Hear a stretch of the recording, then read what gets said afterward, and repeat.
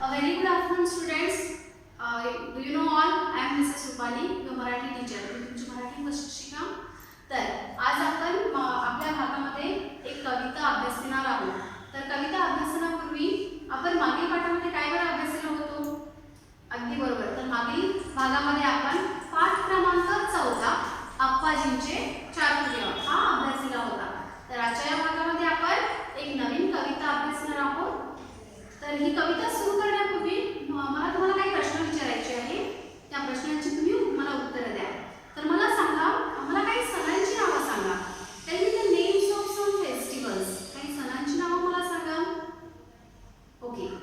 तर आपण आपल्या भारतामध्येच नाही तर आपण जगामध्ये सुद्धा विविध सण साजरे करतो, हो की नाही? मग दिवाळी, त्यानंतर रक्षाबंधन, हो ओके अगदी बरोबर ना.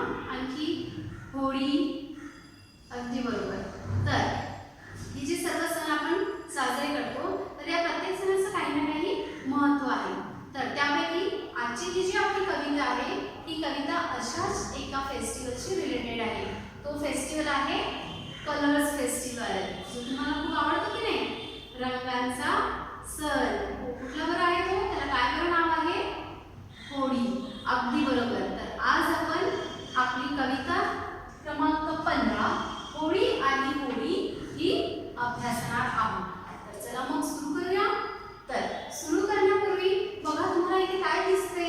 फळ्यावरती मी काहीतरी लिहिलंय, दिसते का तुम्हाला? तर बघा इथे मी काही शब्द लिहिलेले आहे. तर हे शब्द आपण काय करूया? हे शब्द आणि शब्दांचे अर्थ मी तुम्हाला इथे लिहून दिले आहे. तर आपण बघूया शब्द आणि त्यांचे अर्थ. तर तुम्हाला लक्षपूर्वक ऐकायचं आहे आणि हे जे शब्द आहे हे शब्द तुम्हाला तुमच्या वहीमध्ये सुद्धा लिहायचे आहे. तर चला बघूया आपण. पहिला जो शब्द आहे तो आहे सद्गुण. सद्गुण म्हणजेच काय? चांगले गुण, good qualities. In English it is called as good qualities. दुसरा जो वर्ड आहे तो आहे अनिष्ट. अनिष्ट म्हणजेच काय? वाईट. It is called as bad. Next जो वर्ड आहे तो आहे रूढी. रूढी म्हणजे त्याला काय म्हणतात मराठीमध्ये? त्याला जो शब्द आहे तो आहे चालीरीती, कस्टम्स. आपण त्याला कस्टम्स असे म्हणतो. त्यानंतर प्रथा. प्रथा म्हणजेच काय? पद्धती. तर त्यालाच आपण काय म्हणतो? प्रथा, ट्रेडिशन. नंतरचा शब्द आहे मोडी. मोडी म्हणजेच काय? एकत्र बांधणे, टू टाय टुगेदर. नंतरचा शब्द आहे भान ठेवणे. याचा अर्थ आहे जाणीव ठेवणे. नंतरचा वर्ड आहे वृक्षराजी. यालाच काय म्हणतात? वृक्षराजी म्हणजेच काय? झाडांचा समूह. नेक्स्ट आहे आन. आन म्हणजेच काय? शपथ. Okay and oath. नंतर आहे बंडी. तर बंडी हा शब्द इथे आलेला आहे. तर बंडी हा एक प्रकारचा आपला वस्त्र किंवा आपण काय म्हणू शकतो? कापड. कापडाचा प्रकार आहे. तर इथे बघा दिलेला आहे तुम्हाला कमरेपर्यंतचा अंगरखा. ठीक आहे, कमरेपर्यंतचा अंगरखा. त्यालाच काय म्हणतो आपण? बंडी. नंतर आहे पाणी भरणे. पाणी भरणे म्हणजे काय? मदत करणे, टू हेल्प. तर बघा हे आहे काही शब्द ज्या आपण आपल्या कवितेमध्ये बघणार आहोत. तर हे शब्द मी यासाठी इथे वाचलेले आहेत की जेणेकरून जेव्हा आपण कविता म्हणूया तेव्हा तुम्हाला हे शब्द जे आहेत ते चांगल्या प्रकारे समजण्यात येईल. तर चला आता आपण सुरू करूया. तर सर्वांनी आपली मराठी टेक्स्ट बुक आपल्या हाती घ्यायची आहे आणि तुमच्या मराठी पाठ्यपुस्तकातील कविता क्रमांक 15 होळी आणि होळी जी आहे पेज नंबर पान क्रमांक 43 पेजवरती आहे. ती तुम्हाला काढायची आहे. तर चला काढली का सर्वांनी? ओके. तर चला मग आपण सुरू करूया. तर आधी मी कवितेचे वाचन करणार आहे. आपण ही कविता तालासुरात म्हणायचा प्रयत्न करूया आणि नंतर आपण या कवितेचे स्पष्टीकरण बघूया. तर बघा ही जी कविता आहे होळी आणि होळी ही कविता कोणी लिहिलेली आहे? या कवितेचे कवी आहे दिलीप पाटील यांनी ही कविता लिहिलेली आहे आणि यांनी या कवितेमध्ये काय बरं सांगितलेलं आहे?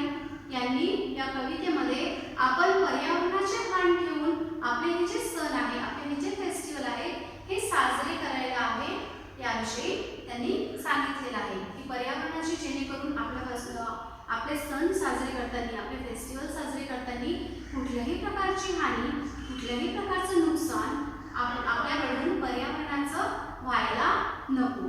तर अशी जी सूचना आहे किंवा अशी जे सूचना त्यांनी या कवितेमधून सांगितली आहे, दिली आहे. तर बघा आपण कविता आता वाचन करूया कवितेचे. तर कविता आहे होळी आली होळी आली. होळी आली होळी आली खावी पुरणाची पोळी. झाडे फांद्या तोडू नका, केर कचरा खड्ड्यात टाका. होळी आली होळी आली भरा सद्गुणांची जोडी. अनिष्ट रूढी प्रथांची बांधू होळीसाठी मोळी. होळी आली ठेवू पर्यावरणाचे भान. नका तोडू वृक्षराजी घ्यावी आज अशी आण. होळी आली पडून गेली दूर थंडी. ऊन आता लागले वाढू काढा कपाटातून गंडी. होळीचा हा सण असा जो कोणी साजरा करील. निसर्ग राजा त्याच्या घरी स्वतः येऊन पान धरील. तर परत एकदा बघूया. होळी आली खावी पुरणाची पोळी. झाडे फांद्या तोडू नका, केर कचरा खड्ड्यात टाका. होळी आली भरा सद्गुणांची जोडी. अनिष्ट रूढी प्रथांची बांधू होळीसाठी मोळी. होळी आली ठेवू पर्यावरणाचे भान. नका तोडू वृक्षराजी घ्यावी आज अशी आण. होळी आली पडून गेली दूर थंडी. ऊन आता लागले वाढू काढा कपाटातून गंडी. होळीचा हा सण असा जो कोणी साजरा करील.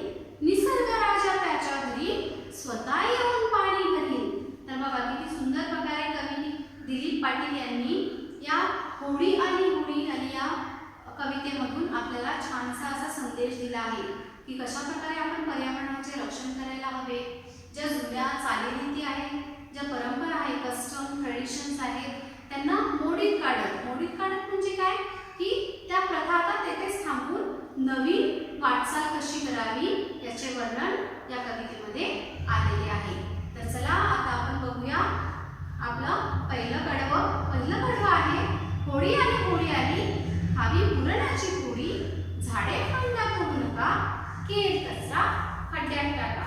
तर बघा कवी म्हणतात की होळी आली. आता तुम्हाला माहित आहे की प्रत्येक जे आपले नवीन आपण जे काही सण साजरे करतो त्या सणाला आपल्या घरी नवीन पदार्थ बनतो, हो की नाही? बनतो की नाही? आपण जे नवीन जे काही फेस्टिवल्स आपण साजरे करतो त्या फेस्टिवलसाठी, त्या सणासाठी आपल्या घरी छानपैकी काही गोड पदार्थ बनतात. मग ते पदार्थ स्वीट पदार्थ कुठले, पुरणाची पोळी असू दे की मग हलवा असू दे किंवा मग काय म्हणतो आपण त्याला बासुंदी. अशा प्रकारचे जे विविध प्रकारचे गोड स्वीट पदार्थ आहेत ते प्रत्येक सणाला आपल्या घरी बनत असतात. तर होळीच्या या सणाला मग कोणता बरा पदार्थ बनला आहे, बनवायचा आहे? होळी हा जो सण आहे या सणाला पुरणाची पोळी बनवतात. तर कवी काय म्हणतात की होळी आली. आता होळीचा हा सण आलाय तर या सणाला काय खायचं आहे? पुरणाची पोळी. आपण काय खाऊया? पुरणाची पोळी खाऊया. झाडे फांद्या तोडू नका, केर कचरा खड्ड्यात टाका.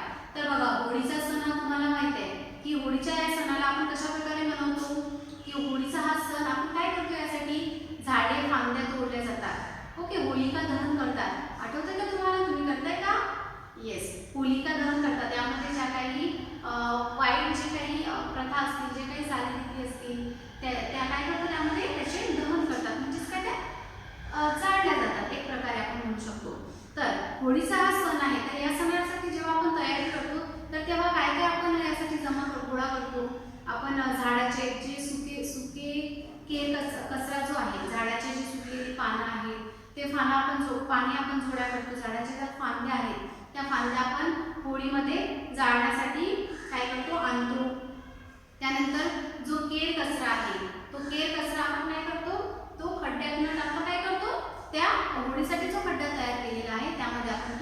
जाळतो. तर बघा इथे कवी काय म्हणतात की होळी आली हवी पुरणाची पोळी. तर होळी या सणाला आपण पुरणाची पोळी खाऊया, झाडे फांद्या तोडू नका. तर कवी पुढे म्हणतात की होळीसाठी जी काही तुम्ही झाडांची तोड करता, वृक्ष तोड करता, झाडे तोडता, झाडांच्या फांद्या तोडता, तर त्या फांद्या ती झाडे न तोडता हा जो केर कचरा आहे, हा केर कचरा आहे, डस्ट, हे जे केर कचरा आहे हा कुठे टाकूया आपण? खड्ड्यात टाकूया. जेणेकरून काय होईल, जर आपण हा केर कचरा जाळला तर काय होईल, याने पर्यावरणाचं नुकसान होईल, हो की नाही? पर्यावरणाचं प्रदूषण होईल की नाही, पोल्युशन होईल की नाही? तर म्हणून कवी काय म्हणतात येते की या होळीला झाडी, आपण जे काही झाडे तोडतो, वृक्ष तोडतो, यांना न तोडता जो केर कचरा आहे तो केर कचरा कशामध्ये टाकूया? खड्ड्यात टाकूया. कळालं का तुम्हाला पहिलं कडवं? तर चला आपण दुसरं कडवं आता बघूया. दुसऱ्या कडव्यामध्ये कवी काय म्हणतात, होळी आली भरा सद्गुणांची जोडी, अनिष्ट रूढी प्रथांची बांधू होळीसाठी मोडी. तर बघा दुसऱ्या कडव्यामध्ये कवी काय म्हणतात की होळी आली. आता हा जो होळीचा सण आलाय, तर या होळीच्या सणाला आपण काय करूया? भरा सद्गुणांची जोडी. सद्गुण म्हणजेच काय? बघा इथे दिले तुम्हाला मी. सद्गुण म्हणजेच काय? चांगले गुण, गुड क्वालिटीज. तर या होळीच्या सणाला आपण काय करूया? हे जे चांगले गुण आहे ते गुण आपण अंगीकारूया. म्हणजेच काय? चांगल्या गुणांचा स्वीकार करूया, चांगले गुण आपण शिकूया. तर होळी आली भरा सद्गुणांची जोडी. सद्गुणांची जोडी म्हणजेच काय? चांगले गुण अवगत करणे, चांगल्या गुणांचा स्वीकार करणे. आणि अनिष्ट रूढी प्रथांची बांधू होळीसाठी मोडी. तर ज्या काही अनिष्ट म्हणजे काय? वाईट, बॅड. अनिष्ट म्हणजेच काय? वाईट. In English it is called as bad. तर ह्या काही ज्या अनिष्ट, ज्या बॅड कस्टम्स आहेत, प्रथा, परंपरा, ठीक आहे, इथे दिले मी तुम्हाला बघा. रूढी, चालीरीती, प्रथा म्हणजेच पद्धती. तर या ज्या काही चालीरीती, हे जे काही कस्टम्स आहेत, हे जे जुने ट्रेडिशन्स आहेत, तर याचं आपण काय करूया?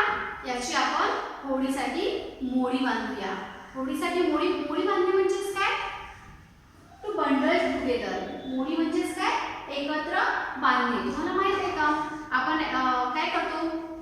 तुम्ही एक स्टोरी ऐकली असणार, त्यामध्ये काय देतात, एक जो म्हातारा असतो तो काड्यांचे असे तुकडे करून ते सगळे त्या मुलांना एकत्र जोडायला सांगतात. म्हणजेच काय करायला सांगतात? एकत्रित बंडल करायला सांगतात. तर मोडी म्हणजेच काय? एकत्र बांधणे. टू टाय टुगेदर और we can say to bundle together.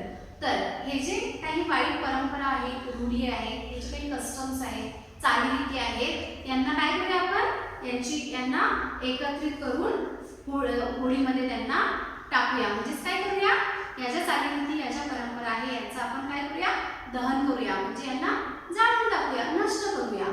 आणि नवीन जे काही आहे ते आपण आत्मसात करूया. म्हणजेच नवीन काही आपण शिकूया, नवीन जो बदल आहे तो स्वीकारूया. तर कळालं का तुम्हाला सेकंड कडवं? या सेकंड कडव्यामध्ये, दुसऱ्या कडव्यामध्ये कवी काय सांगतात की होळीसाठी चांगल्या गुणांची आपण काय करायचं? चांगल्या गुणांची जोडी बांधायची आहे. म्हणजेच काय? चांगले गुण आपण अंगीकारायचे आहे, त्यांचा स्वीकार करायचा आहे. आणि ह्या ज्या काही जुन्या चालीरीती, परंपरा, कस्टम्स, ट्रेडिशन चालत आलेले आहे, ते काय करायचं आहे? त्यांचं होलिकेमध्ये त्यांची मोडी बांधून, म्हणजे त्यांचं बंडल, त्यांना एकत्रित करून ते त्यांचं दहन करूया. नंतर तिसरं कडवं बघूया आपण. होळी आली ठेवू पर्यावरणाचे भान, नका तोडू वृक्षराजी, घ्यावी आज अशी आण. तर हा जो होळीचा सण आहे, या होळीच्या सणाला आपण कशाचं भान ठेवायचं आहे? पर्यावरणाचं. अगदी बरोबर. बरं, पर्यावरणाचं भान आपल्याला का बरं ठेवायचं आहे?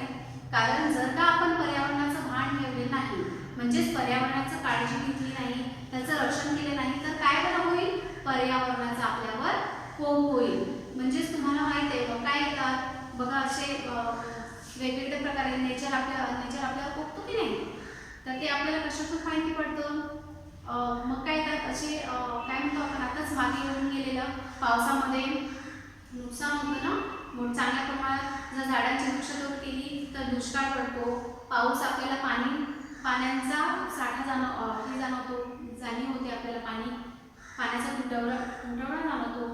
तर पर्यावरणाचं जर आपण रक्षण केलं, पर्यावरणाला ध्यानात ठेवून जर आपण आपले सण साजरे केले, तर त्याने काय होईल?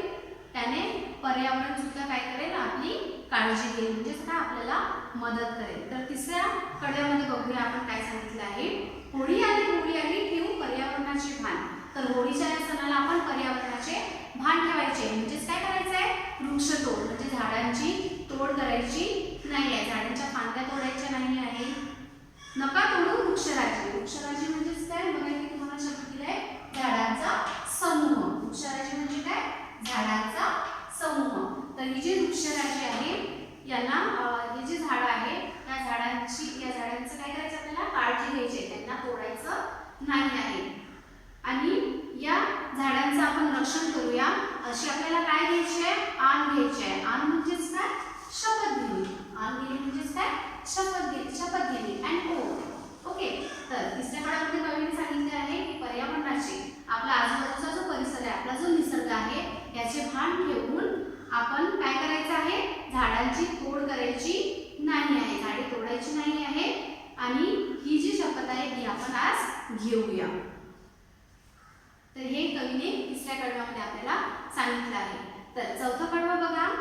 होळी आली पडून गेली दूर थंडी, ऊन आता लागले वाढू, काढा कपाटातून भंडी. तर होळी आली तुम्हाला माहिती आहे होळीचा हा सण कधी येतो, मार्च महिन्यामध्ये येतो, हो की नाही.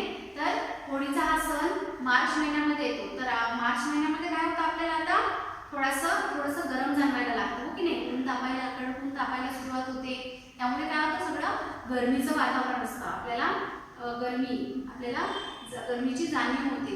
तर त्यामुळे होळी आल्यावर काय होतं, थंडी निघून जाते आणि ऊन तापायला सुरुवात होते. तर थंडीच्या दिवसामध्ये आपण काय करतो, स्वेटर, हो की नाही, स्वेटर घालतो, एकदम टाईट असतो ना, जेणेकरून आपल्याला थंडी लागायला नको. आपण टोपी घालतो, स्वेटर वगैरे घालतो. तर होळी आल्यामुळे काय होणार, ही जी थंडी आहे ही आता पडून जाणार, म्हणजेच निघून जाणार. ऊन आता लागले वाढू, काढा कपाटातून बंडी. तर थंडी गेल्यामुळे आता काय होईल, ऊन चांगल्या प्रकारे तापायला लागेल आणि ऊन तापायला लागल्यावर आपल्याला काय जाणवेल, गरमी जाणवेल, हो की नाही. म्हणून मग आता गरमीच्या दिवसामध्ये आपल्याला काय करायचं आहे, कपाटातून काय काढूया बोलतात, बंडी. तर ही बंडी जी आहे हे एक प्रकारचं वस्त्र आहे, एक प्रकारचा कपडा आहे, ज्याला वेस्ट कोट असे म्हणतो आपण. तुम्हाला माहिती आहे का वेस्ट कोट ज्याला काय असतात, विदाउट स्लीव्ज असतात आणि तो कमरेपर्यंतचा जो भाग आहे त्याने आपला झाकला जातो, त्यालाच काय म्हणतात, बंडी. तर उन्हाळ्याच्या दिवसामध्ये आपण असे कपडे घालतो की नाही. तर उन्हाळ्याचं ऊन वाढायला लागले, त्यामुळे आता काय काढायचं आहे आपल्याला, कपाटामध्ये ठेवलेले आपले कपडे काढायचे आहेत. कळालं का तुम्हाला.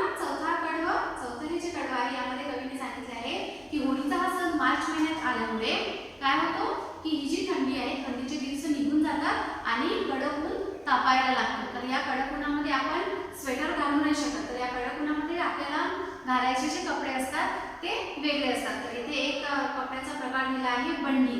तर आपल्या कपाटातून काय काढायचं आहे आपल्याला आता, बंडी, वेस्ट कोट काढायचा आहे. इथे दिले मी तुम्हाला बघा, बंडी कमरेपर्यंतचा अंगरखा, ज्याला कमरेपर्यंतचा अंगरखा असं सुद्धा म्हणतात. तर आपण शेवटच्या कडव्याकडे वळूया. शेवटच्या कडव्यामध्ये कवी काय म्हणतो, होळीचा हा सण असा जो कोणी साजरा करील, निसर्ग राजा त्याच्या घरी स्वतः येऊन पाणी भरील. तर बघा, कवीने सांगितल्याप्रमाणे जर आपण होळीचा सण साजरा केला, म्हणजेच निसर्गाचं भान ठेवून, वृक्षतोड जर आपण केली नाही, जो केर कचरा आहे तो जर खड्ड्यात टाकला, म्हणजे ज्यामुळे काय होणार, प्रदूषण होणार नाही. तर अशा प्रकारे जर आपण पर्यावरणाचे भान ठेवून होळीचा जर सण साजरा केला, तर निसर्ग राजा काय करेल, निसर्ग राजा त्याच्या घरी स्वतः येऊन पाणी भरेल. म्हणजेच निसर्ग काय करेल, निसर्ग सुद्धा आपली काळजी घेईल, म्हणजेच काय करेल, तो सुद्धा आपल्याला मदत करेल. तर अशा प्रकारे ही होळीची कविता आपण इथे काय केलेलं आहे, आज बघितलेली आहे की कशा प्रकारे आपण पर्यावरणाचे भान ठेवून आपले सण जे आहेत ते साजरे करायला पाहिजे. याचं वर्णन कवी दिलीप पाटील यांनी सुंदर प्रकारे या कवितेमध्ये केलेलं आहे. तर हे जे तुम्हाला मी ब्लॅकबोर्डवरती शब्द दिलेले आहेत, हे शब्द सर्वांनी आपल्या बुकमध्ये लिहायचं आहे. तर पुढील भागामध्ये आपण या कवितेवरचा स्वाध्याय मी तुम्हाला देणार आहे.